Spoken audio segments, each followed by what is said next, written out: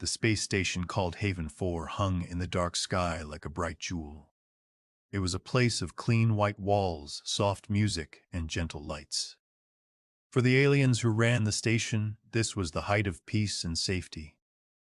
They were called the Vex. They had tall, thin bodies and large eyes that looked at everything with a cool, calm stare. They believed they were the smartest people in the galaxy. They believed it was their job to keep the galaxy safe and orderly. But for Ethan, the station felt like a prison. Ethan sat on a hard chair in a long meeting room. The air smelled too clean, like chemicals. He rubbed his face with his hand. He was very tired. He looked at the alien sitting across the long table. This was Ambassador Vrock. Vrock wore shiny robes and moved his hands slowly when he talked. "We have thought about your request, Ethan," Vrock said. His voice was slow and smooth. It sounded like he was reading a boring book. "But the Vex consulate cannot allow it. The mining quota from the planet below must be lowered. It is for your own safety." Ethan took a deep breath. He tried to stay calm. "Ambassador," Ethan said, "my people are working hard on the surface of Kylos 4. We need the money from the minerals to buy food and supplies. If you lower the quota, we will not have enough to eat." Vrock shook his head. "You do not understand," Vrock said softly. "Your species, you humans, are from a death world. You are aggressive and emotional. You work too hard. It is not healthy. We are reducing your output by 40%. We will take care of you. We will provide you with the basic nutrients you need. You do not need to worry about money or trade." Ethan looked at Vrock's hands. They were weak and soft. Ethan wanted to hit the table. He wanted to scream. But he did not. He knew that if he got angry, Vrock would just call the guards and say that humans were wild animals that could not control themselves. "We do not want handouts," Ethan said. His voice was tight. "We want to trade. We want to work. We have a contract." Vrock smiled. It was not a nice smile. It was the smile a teacher gives a stupid student. "The contract is just a piece of paper," Vrock said. "Galactic peace is more important. Besides, we have noticed that you are hoarding technology. You have unauthorized equipment in your living quarters. This is a violation of safety protocols." Ethan looked down at the table. He thought about the unauthorized equipment. It was just better water filters and heaters to keep the cold away. The Vex wanted the humans to be weak. They wanted the humans to rely on them for everything. Sitting next to Ethan was Mia. Mia was a logistics officer. She was quiet, but she saw everything. She had a small computer screen on her wrist under her long sleeve. She was looking at numbers. She tapped the screen gently. "Excuse me, Ambassador," Mia said. Her voice was calm and clear. "I have been looking at the shipping logs, the quota you are cutting from us. Where is it going?" Vrock stopped smiling. "That is not your concern, human." "According to these logs," Mia continued, ignoring him, "the minerals we mine are not being stored for safekeeping, as you said. They are being shipped to the Vex military foundry in the Nebula system. You are not taking them to protect the galaxy. You are taking them to build weapons." The room became very quiet. The two guards standing by the door stepped forward. They held glowing sticks that could burn a person. Vrock stared at Mia. "You are reading classified files," Vrock said coldly. "This is a crime." "It is not classified if you leave the channel open," Mia lied. "She had hacked the system weeks ago. You are stealing from us to build a fleet. Why? Who are you fighting?" Vrock stood up. He looked down at them. "We are the peacekeepers," he said. "We maintain order, and we do not answer to dangerous children. This meeting is over." "You cannot just take our livelihood," Ethan said, standing up too. He was a big man, taller than Vrock. The people on the planet will starve. If they do, Vrock said, turning his back, then it is the price of stability. If you protest again, human, we will cut the life support to your sector. We will let the cold teach you a lesson. Vrock walked out of the room. His guards followed him. The heavy metal door slid shut with a loud click. Ethan and Mia were left alone in the white room. Ethan kicked the table. It made a loud bang, but it didn't move. It was bolted to the floor. They are stealing everything, Mia said. She stood up and brushed her clothes. They are building up their fleets, Ethan. They are planning something big, and they are using us to pay for it. Ethan looked at the wall. He imagined the stars outside. He thought about his home planet, Earth, a long way away. He thought about the humans on Kylos 4, working in the mines, sweating and bleeding, just to survive. The Vex called them Deathworlders.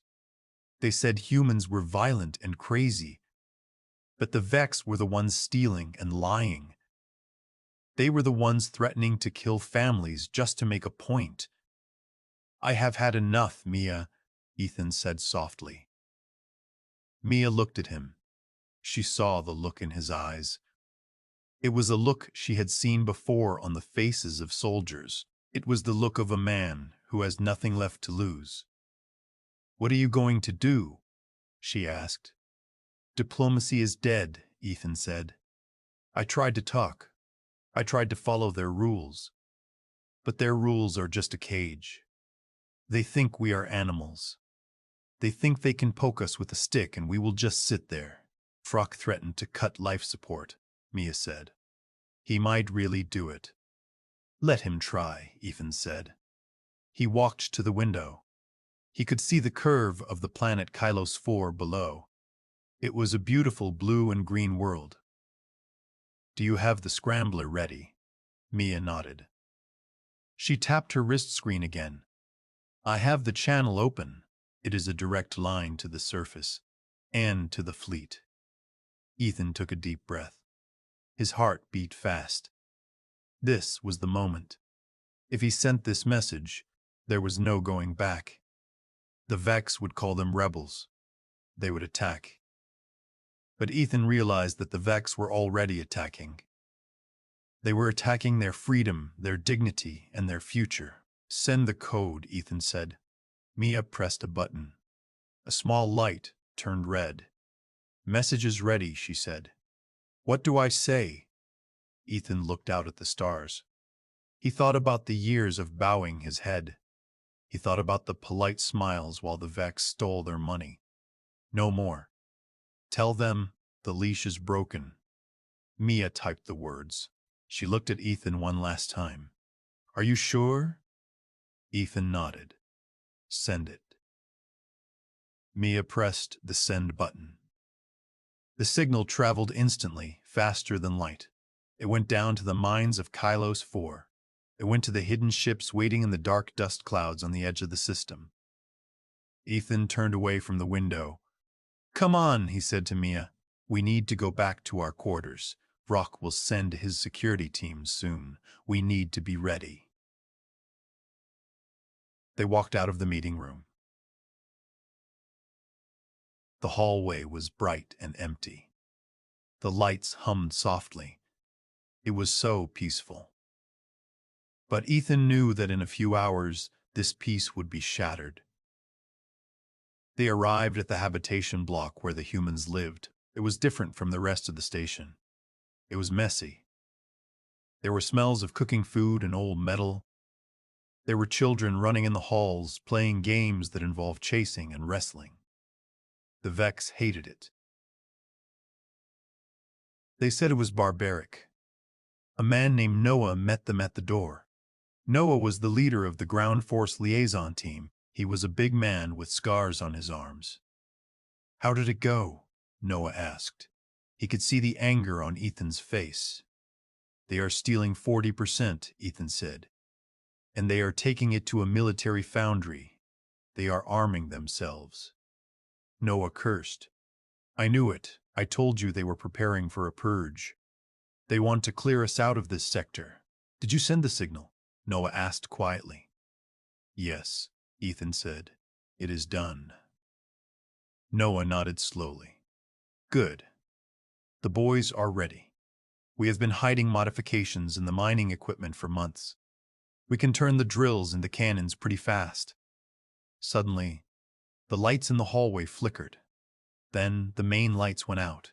The red emergency lights came on. A loud alarm began to wail. It was a low, painful sound. Mia looked at her wrist. They locked down the station, she said. They are sealing the human sector off. They move fast, Noah said.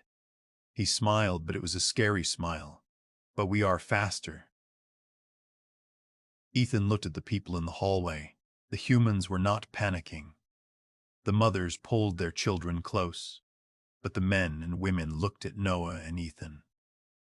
They were waiting for orders. They were Deathworlders.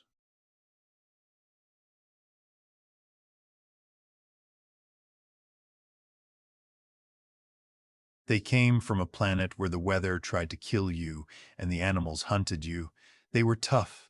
They had been quiet for a long time, but now the order had been given. Get the weapons, Ethan said. His voice was loud and strong. Block the doors. If they try to come in here, make them pay. They will try to gas us, Mia said. They use sleep gas first. Then disable the vents, Noah shouted to his team. Move! Now! Chaos erupted in the hallway, but it was organized chaos. People moved with purpose. They knew what to do. They had practiced this in their heads, even if they never spoke about it out loud. Ethan stood in the middle of the hall. He felt the station vibrate under his feet. He knew that on the surface of the planet, the mining lasers were being turned off. They were being reconfigured. The massive rock crushers were being turned into siege engines. He looked at the ceiling, imagining the Vex ships in orbit. They were elegant and beautiful. They had shields and fancy sensors, but they were soft. They had never fought a species that loved war. They had never fought a species that loved war. They had never fought humans. The alarm continued to scream. Ethan felt a strange sense of calm. He was not afraid. For years, he had been afraid of saying the wrong thing, of offending the Vex, of causing trouble. But now, he didn't have to be afraid anymore. He could finally fight. They think we are going to riot, Mia said, standing next to him. She held a heavy metal wrench in her hand. She looked ready to use it. They think this is a tantrum, Ethan said. They think they just need to scold us and we will sit down.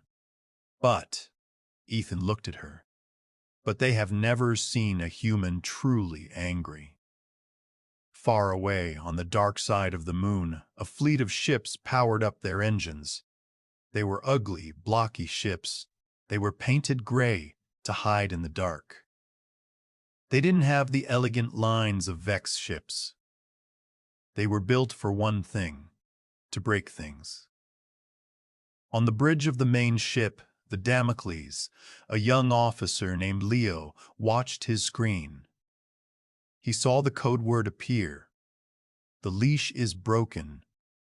Leo smiled. He had been waiting for this day for a long time. He picked up the intercom. All hands, he said. Action stations. Target the Vex command ship. Fire at will. Back on the station, the lights flickered again. The hum of the station's engine changed pitch. The war had started. The galaxy would never be the same. The Deathworlders had enough. And now, the stars were going to ignite. The surface of Kylos 4 was a harsh place. The sky was a permanent swirl of orange and gray clouds. The wind blew hard, kicking up dust that tasted like metal. Huge mining machines stood like giants in the landscape, their lights cutting through the gloom. The humans here lived underground in tunnels dug deep into the rock. It was a hard life, but it made them strong. Noah stood in the main control room of the mining colony. It was a noisy place, filled with the beeping of monitors and the shouts of workers. But when the message came through on the screen, the room went silent. The words were simple. The leash is broken. Noah stared at the green text. He was a big man with rough hands and a face that had seen too much sun and dust. He felt a heavy weight lift from his shoulders. For years he had watched the Vex treat his people like robots. They worked them until they collapsed, then took the ore and gave them nothing but scraps in return. "Is it real?" a young worker asked. His name was Sam. He looked scared. Noah nodded. "It is real. Ethan sent it. It is time." Noah turned to the main console. He wasn't supposed to know how to use the advanced systems. The Vex locked the high-level functions so humans could only do basic digging. But Noah had friends who were good with computers. They had built a backdoor into the system a long time ago. He typed in a command. The screen flashed red. "Override safety protocols," Noah said out loud. "Authorize weapon configuration." The mining lasers on the surface, usually used to melt rock and extract minerals, began to move. They weren't pointing down anymore. They were tilting up toward the sky. In the shipyards, the huge robotic arms that repaired cargo ships were being recoded. They were fitting the human transport ships with heavy armor and explosive launchers. Humans were inventive. When you don't have the right tools, you make them. High above the planet, hidden in the shadow of the moon, the human fleet waited. They called themselves the Iron Wall. These were not shiny, pretty ships like the Vex had. They were ugly, blocky, and scarred. They were made from recycled metal and parts bought from scrap dealers, but they had thick armor and powerful engines. On the bridge of the Damocles, the flagship of the fleet, a young officer named Leo sat in the captain's chair. He was young, but his eyes were sharp. He had been training for this moment for years, running simulations in his head while the Vex thought he was just a cargo pilot. "Report," Leo said. "Sensors are picking up the Vex fleet." A tactical officer said. "They are moving into position around the orbital station. They are launching EMP drones." Leo gripped the armrests. "They are trying to disable us. They want to take our ships without a fight. They want to board us and arrest everyone." "We are not letting them board, sir," the weapons officer said. "Bring the main reactors online," Leo ordered. "Charge the railguns." Deep inside the Damocles, massive machines woke up. The human fleet did not use the same energy weapons as the rest of the galaxy.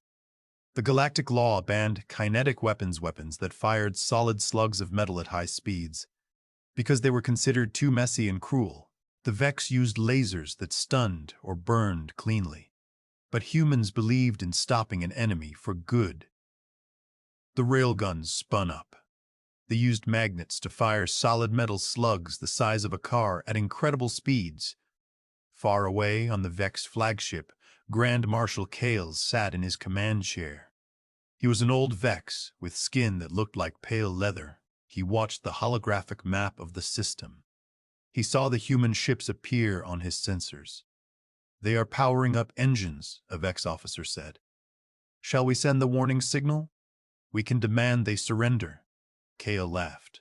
It was a dry, rattling sound. "Surrender? Humans never surrender easily, but they always break. Send the stun ships. Disable their engines. We will arrest the leaders and put the workers back in the mines.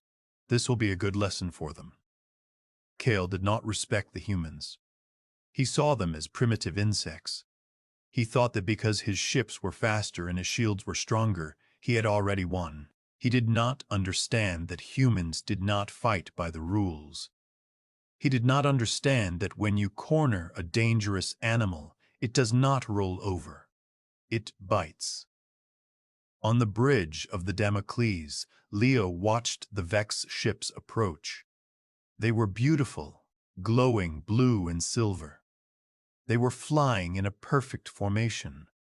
They were arrogant. "They are hailing us," the comms officer said. "They are ordering us to power down." Leo smiled grimly. "Open a channel to the fleet," he said. "All ships. Target the Vex command vessels. Do not aim for the shields. Aim for the engines. We want to stop them from running." "Sir, that is against galactic law," the tactical officer whispered. "There is no law anymore," Leo said. "Fire." The silence of space was broken. The human fleet did not fire thin beams of light. They roared. Massive rails ejected metal slugs at 10 times the speed of sound. The slugs slammed into the Vex ships. On Kale's bridge, the shock wave threw the officers to the floor. The lights flickered and died. Alarms screamed. "Report!" Kale shouted, standing up. He was shaking. He had never felt a hit like that. "Shields are down," the officer yelled. "The main engines, they are gone! We are drifting!" "How?" Kale gasped. "They used primitive weapons. Our shields should have stopped them." "They overloaded the shields with mass impact," the officer cried. It is barbaric." In the space above Kylos 4, 20 Vex ships were dead in the water. They were drifting, smoking, broken. The human fleet didn't stop. They continued to fire. They were precise. They targeted the weapon systems of the enemy ships. They didn't want to destroy the ships. They wanted to capture them. On the surface, Noah watched the battle on the monitor. The sky flashed with explosions. "They did it," Noah said. "They actually did it." "Sir, we have incoming transports from the station," Sam said. "They are Vex troop transports. They are heading toward the colony to punish us." Noah turned to the workers in the control room. They were all looking at him. "Turn on the mining lasers," Noah said. "Set them to maximum power. Let them come." The Vex transports descended from the clouds.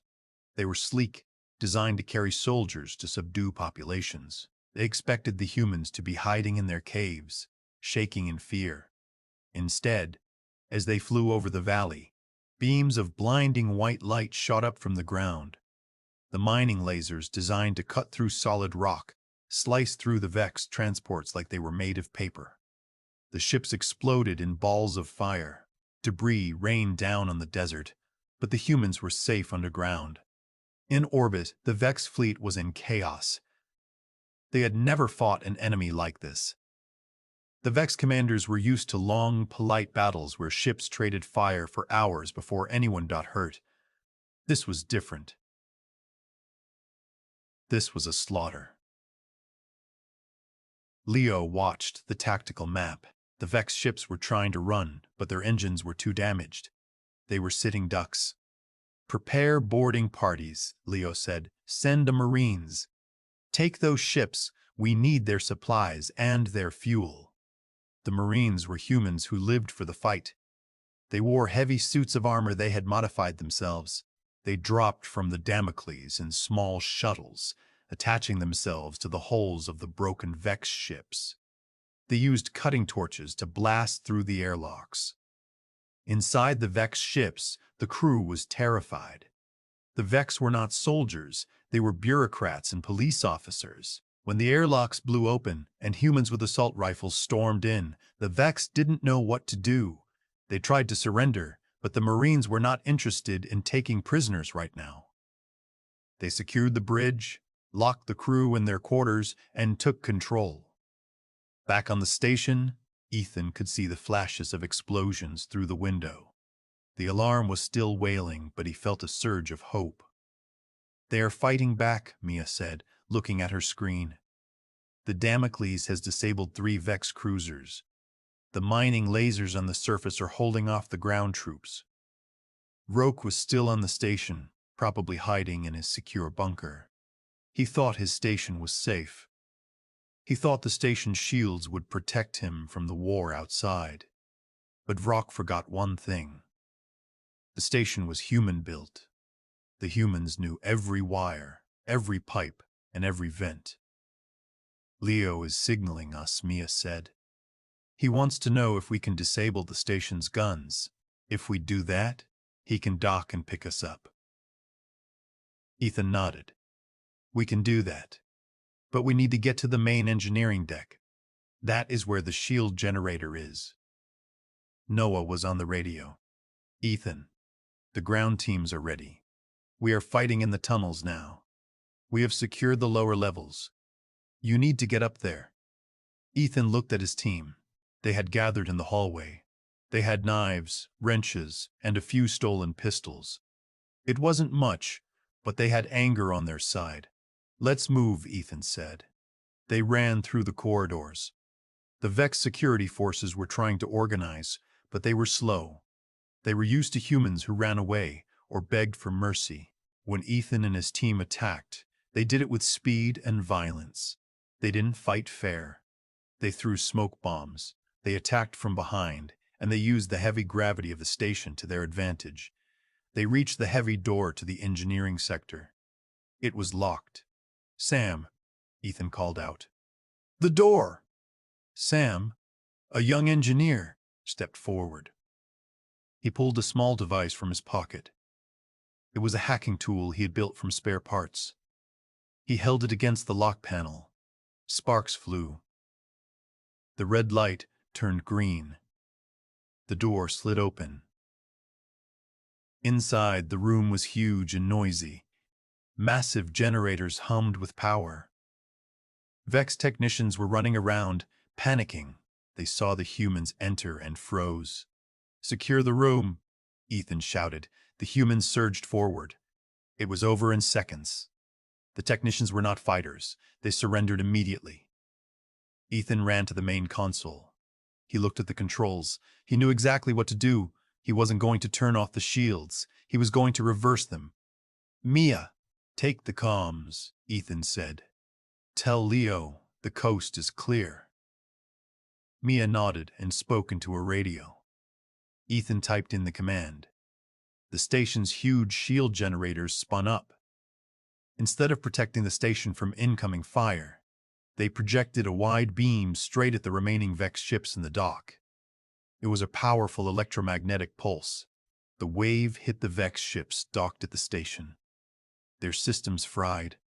Their lights went dark. They floated helplessly against the station hull. The battle was over. The humans of Kylos 4 had won. Ethan leaned against the console, breathing hard. He looked out the window. The stars were shining brightly. The flashes of the battle were fading. The silence was returning, but it was a different kind of silence now. It was the silence of a galaxy that had just changed forever. They underestimated us, Mia said softly. They thought we were just miners and workers. Ethan stood up straight. They forgot that we are Deathworlders, he said.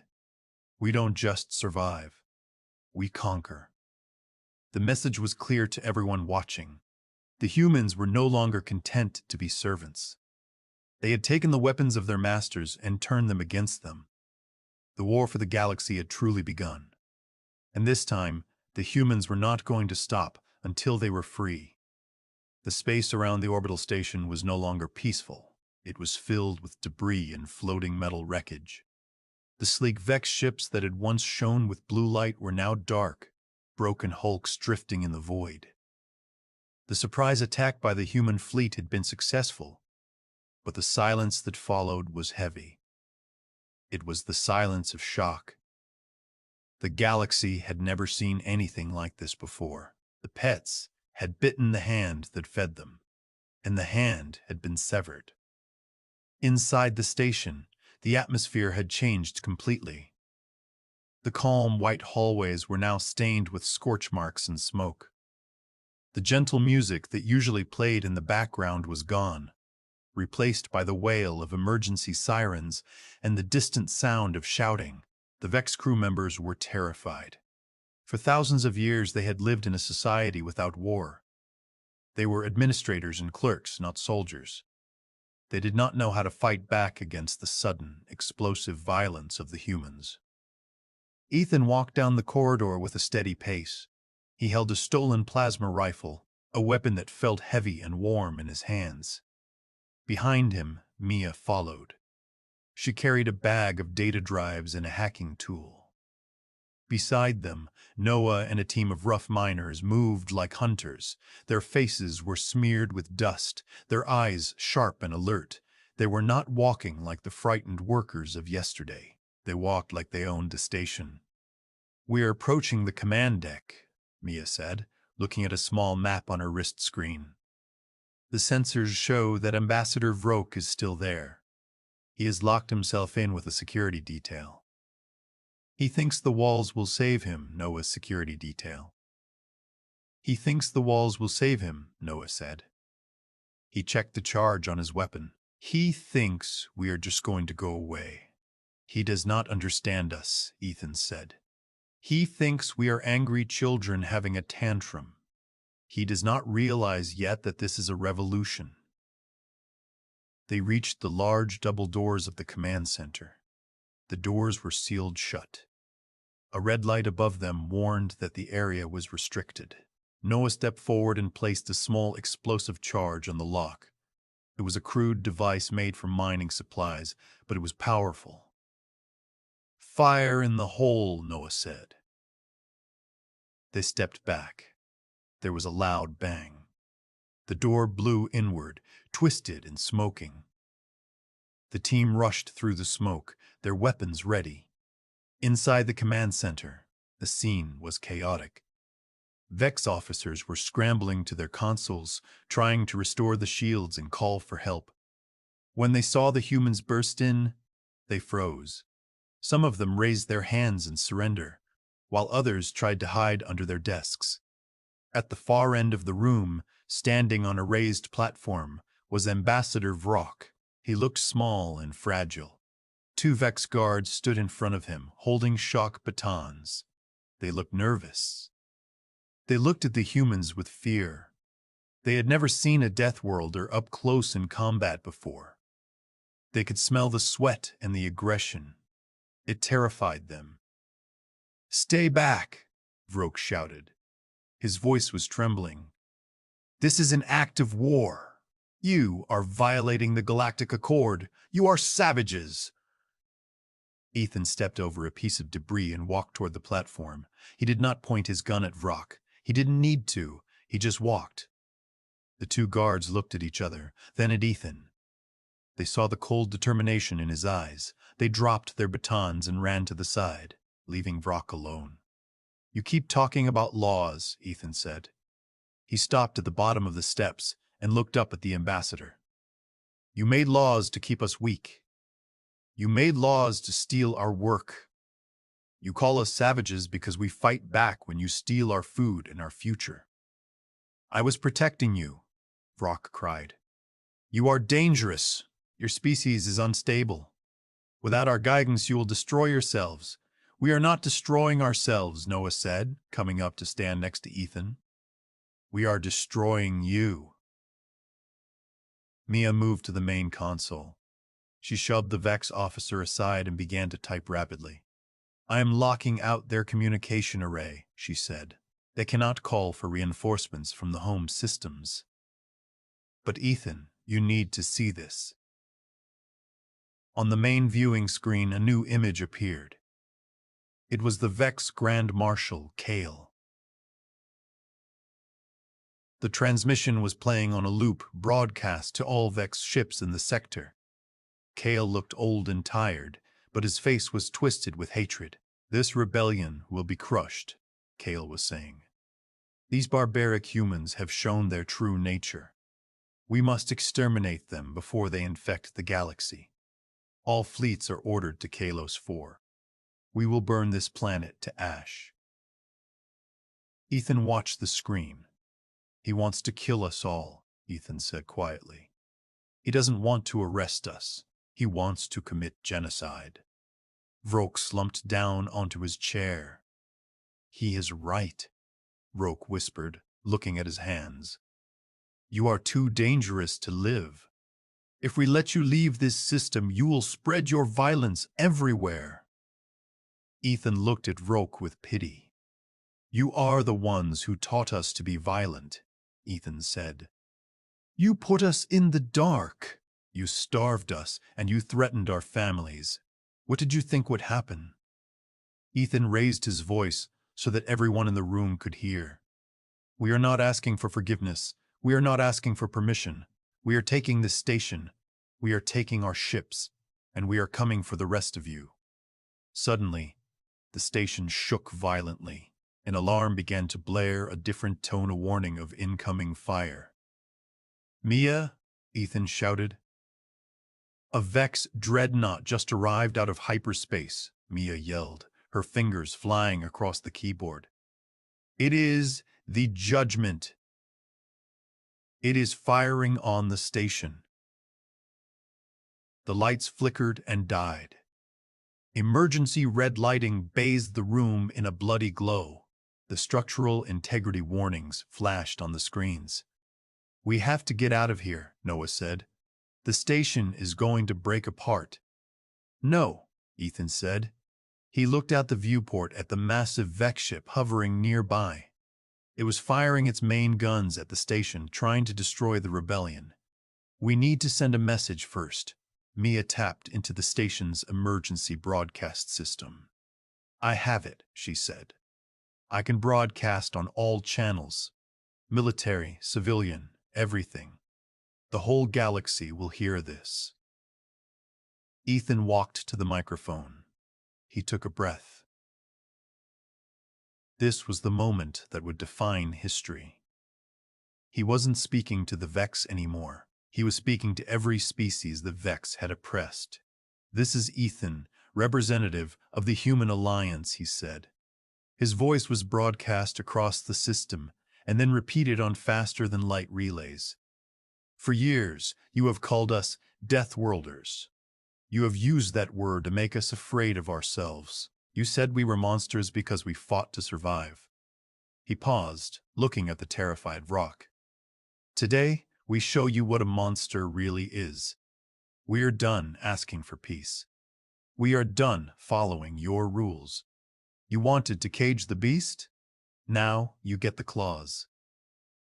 Ethan turned to Mia. "Send the signal to the fleet." Mia pressed a button. Signal sent. Outside the station, the Damocles and the other human ships, which had been hiding in the debris field, engaged their thrusters. They moved with terrifying speed. They did not try to shield themselves. They did not run away. They flew straight at the massive Vex dreadnought. The Vex gunners panicked.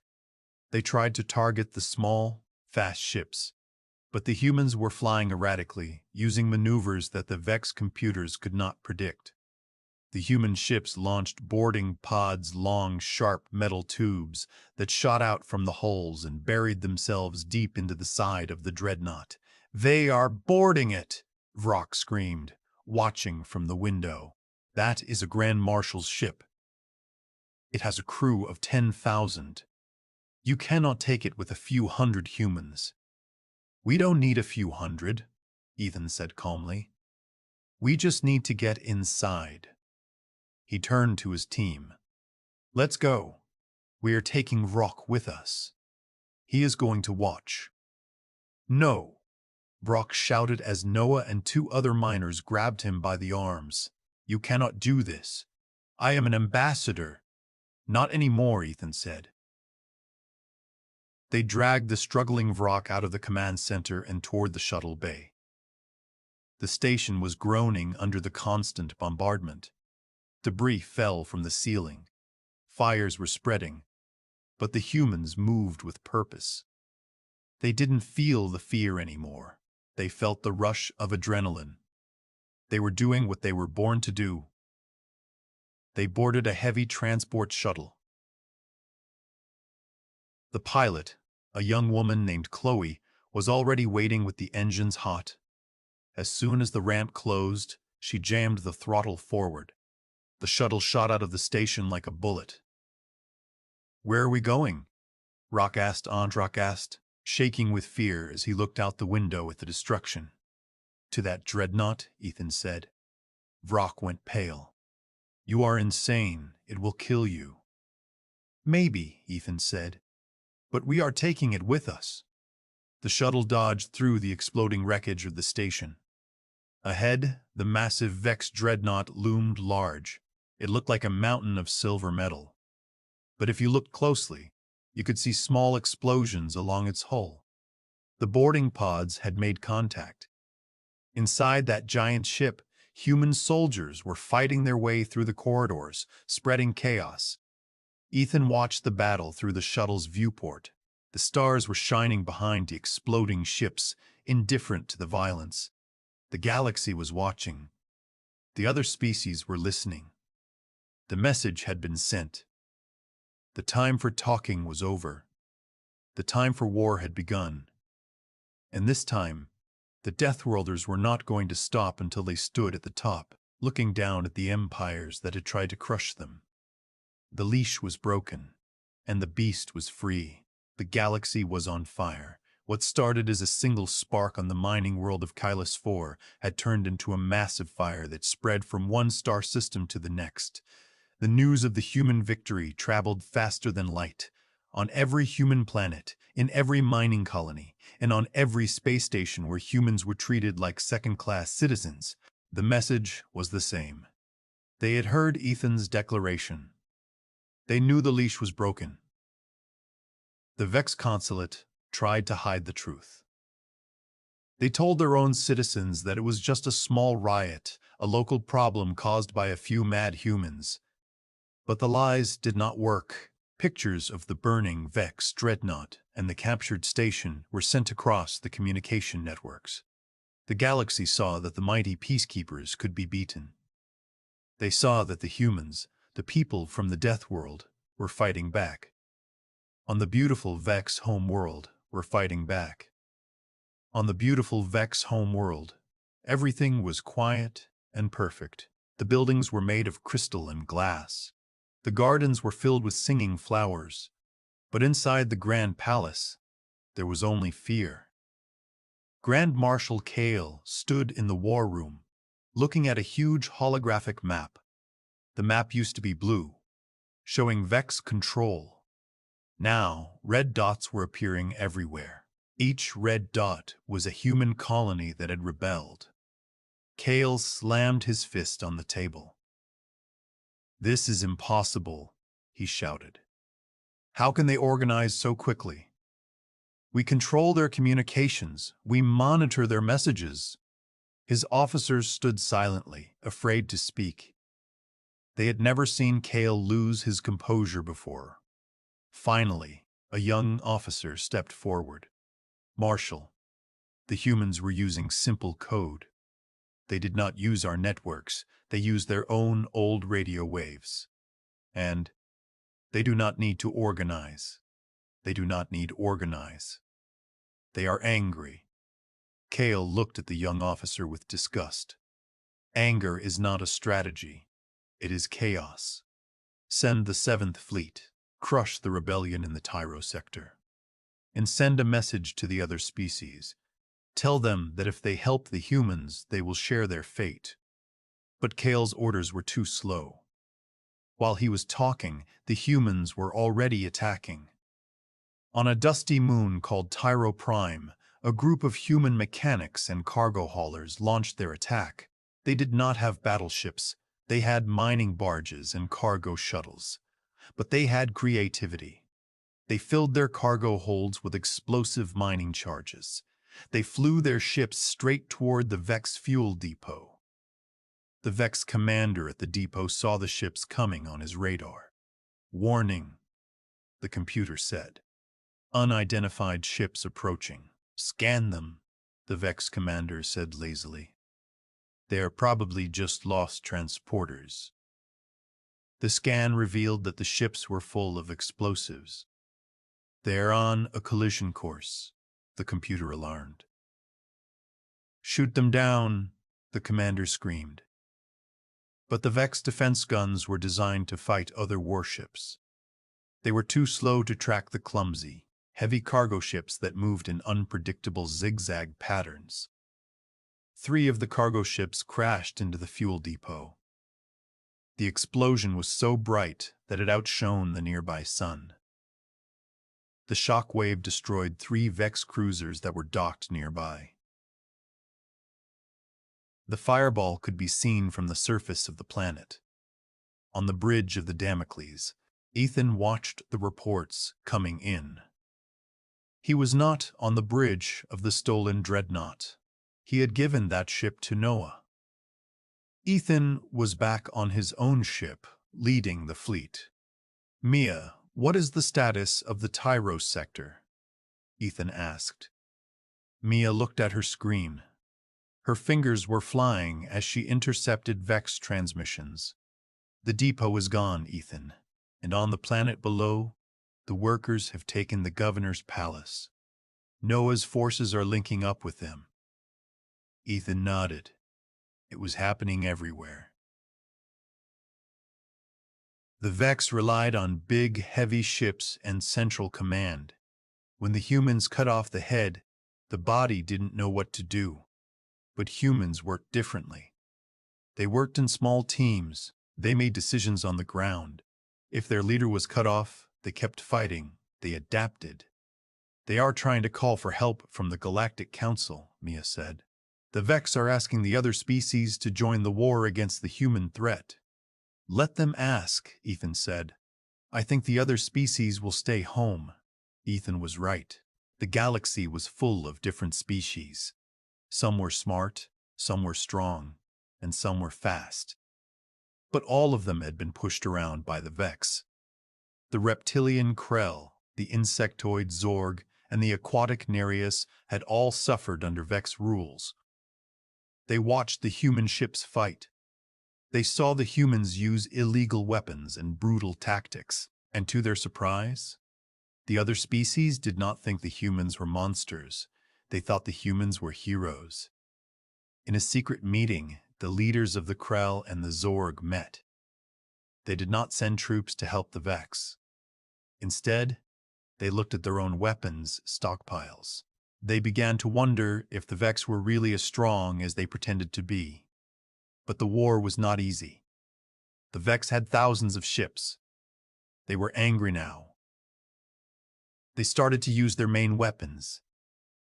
They targeted human cities from space. They tried to bomb the rebels into submission. But the humans were used to hardship. They dug deep bunkers. They evacuated civilians. They turned their cities into fortresses. For every human ship the Vex destroyed, 2 more seemed to appear. The humans salvaged wrecked Vex ships and used the parts to fix their own. They learned fast. 1 week later, the human fleet made a bold move. They did not attack a planet. They attacked a shipyard. This was the biggest shipyard in the sector, where the Vex built their new cruisers. It was located deep in Vex territory, guarded by a massive fleet. It was a suicide mission. Leo, the tactical officer on the Damocles, came to Ethan. "We have a plan," Leo said. "The Vex are expecting us to attack the front lines. They are not expecting us to jump into their backyard." "Go on," Ethan said. "We will use the captured dreadnought," Leo explained. "It has the Vex identification codes. We will fly it right through their defensive line. They will think it is one of their ships. We will get close, and then, boom." Ethan smiled. It was a dangerous plan. If it failed, the whole fleet would be destroyed. But it was the kind of plan that humans were good at. The fleet moved out. They jumped into hyperspace, disappearing from normal space. When they reappeared, they were right next to the Vex shipyard. It was a colossal structure, floating in space like a metal spider web. Hundreds of unfinished ships hung from the giant arms of the station. A Vex voice hailed them. "Unidentified fleet, halt. State your business." Noah was on the bridge of the captured dreadnought. He cleared his throat and tried to sound like a bored Vex officer. "This is the Vengeance," Noah said. "We have escaped the human attack. We are requesting emergency docking for repairs." There was a pause. The Vex operator checked the codes. They were perfect. "Welcome, brothers," the operator said. "Proceed to Dock 4. The massive dreadnought moved slowly toward the station. The other human ships followed, keeping their distance, hiding behind the debris of nearby asteroids. As the dreadnought got closer to the main reactor of the station, Noah gave the order. "Open the bay doors." The belly of the dreadnought opened up, but it wasn't carrying injured soldiers. It was carrying hundreds of small, fast attack ships. They swarmed out like angry bees. "What is happening?" the Vex operator screamed. "That is not regulation. Open fire." But it was too late. The small ships attached themselves to the station. They planted explosive charges on the reactors and the fuel lines. At the same time, the human fleet that was hiding behind the asteroids began to fire their railguns. They targeted the defensive platforms, blowing them up one by one. The station shook violently. Alarms blared everywhere. The Vex workers ran in panic. They had never seen an assault like this. The humans didn't want to capture the station. They wanted to break it. "Fire in the hole," Noah shouted over the radio. The explosives detonated. It was a chain reaction. The station's reactor went critical. A blinding white light consumed the shipyard. The unfinished ships were blown apart. The shockwave pushed the Vex defender ships away like toys. The human fleet turned and jumped back into hyperspace before the Vex could recover. The attack had lasted only 20 minutes, but it destroyed the Vex ability to build new ships for months. Grand Marshal Kale watched the footage of the destruction. He sat in his chair staring at the screen. He looked older now. He realized that he was not fighting a riot. He was fighting a war, and he was losing. "They are not fighting for territory," Kale whispered. "They are fighting to destroy us." On the bridge of the Damocles, the crew cheered. They slapped each other on the back. They were tired, covered in grease and sweat, but they were alive. They had struck the enemy in the heart. Ethan stood at the window, watching the stars streak by as they traveled to their next target. He thought about the people back on Earth and the people on all the colony worlds. They were all watching. They were all waiting. "We have shown them we can win," Ethan said to Mia. "But we cannot stop here. If we stop now, they will rebuild. They will come back with more ships. We have to go to the center. We have to end it." Mia nodded. "The fleet is ready. Everyone knows what is at stake." The galaxy was changing. The days of peace under Vex rule were gone. The stars were igniting with the light of war. And the humans, the Deathworlders, were just getting started. They had been underestimated, insulted, and oppressed. Now they were the hunters, and the galaxy was their prey. The war lasted longer than anyone expected, but the end finally came. The Vex consulate, which had ruled the galaxy for 1,000 years, was broken. Their grand fleets were reduced to floating scrap metal. Their beautiful planets were under siege, and their armies had surrendered. The humans, along with their new allies, had fought their way to the very heart of the Empire. The final battle took place in the Vex capital system. The sky above the crystal planet was filled with human ships. They were not the small, ragged fleet that had started the rebellion at Kilos 4. They were now reinforced by ships from the Krell, the Zorg, and the Nereus. The galaxy had united behind the humans, tired of the Vex lies and control. But it was the human ships that led the way. It was the human flag that flew over the burning capital. Ethan stood in the ruins of the Vex Council chamber. It was a massive room with a high ceiling made of glass. Most of the glass was shattered now, letting in the smoke and the red light of the fires burning outside. The floor was covered in debris and broken furniture. Where the Vex leaders used to sit on high thrones looking down on others, there was now just rubble. Ethan walked to the center of the room. His boots crunched on the glass. He was tired. He had not slept in 2 days. His uniform was stained with dirt and oil. But he stood tall. He was no longer just a representative for miners. He was the leader of the new galactic order. Behind him came Mia, Noah, and Leo. They looked just as tired as Ethan, but they had smiles on their faces. They had won. They had done the impossible. They had turned the galaxy upside down. "It is over," Mia said softly. She looked at her tablet computer. "The last Vex fleet has surrendered. Grand Marshal Kale has been captured." "Where is he?" Ethan asked. "In the other room," Noah said, jerking his thumb over his shoulder. "He is waiting for you. He wants to talk." Ethan nodded. "Bring him in." 2 guards escorted Grand Marshal Kale into the room. Kale did not look like the powerful ruler he used to be. His robes were torn. He was thin and pale. He walked with a limp. He looked around the ruined council chamber with sadness in his large eyes. The guards pushed him into a chair in front of Ethan. Ethan looked down at the alien who had caused so much suffering. He did not feel angry anymore. He just felt cold. "Do you have anything to say?" Ethan asked. Kale looked up. We offered you peace," Kale stammered. "We offered you safety. We gave you rules to follow." "Why did you destroy everything? You were monsters. You have destroyed the order of the galaxy." Ethan laughed. It was not a happy laugh, but it was not cruel either. "We didn't destroy order, Kale. We destroyed your cage. You wanted us to be pets. You wanted us to sit quietly while you took our resources and our dignity. That is not peace. That is slavery." "You are violent," Kale whispered. "You are violent," Kale whispered. "You are from a death world. You do not understand civilization." "We understand civilization better than you do," Ethan said firmly. "Civilization is based on respect.